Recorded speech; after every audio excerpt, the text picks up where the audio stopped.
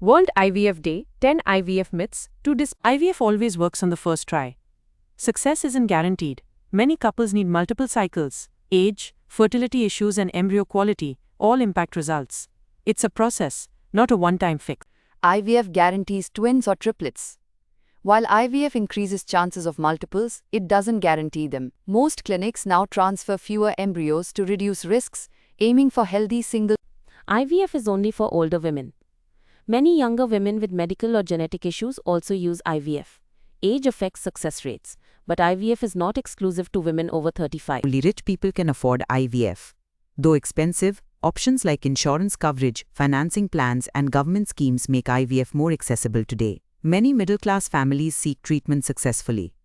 IVF babies are not natural. IVF babies are as natural and healthy as those conceived spontaneously. The method of conception doesn't define the baby's nature, intelligence, or IVF is always the first option. Doctors usually try less invasive treatments first, like medication or IUI.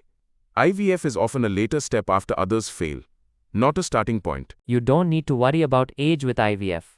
Egg quality still declines with age, even with IVF. Starting early improves chances. IVF can't fully reverse age-related fertility. IVF is 100% safe.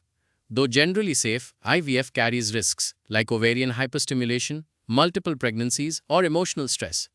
It's important to be informed and monitored. IVF is just for women. Male infertility is a factor in about half of all cases.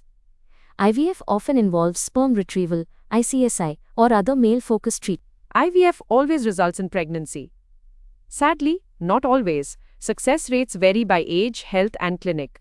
It's a hope-filled path but not a guaranteed solution for everyone. 9 best exercises for pregnant women.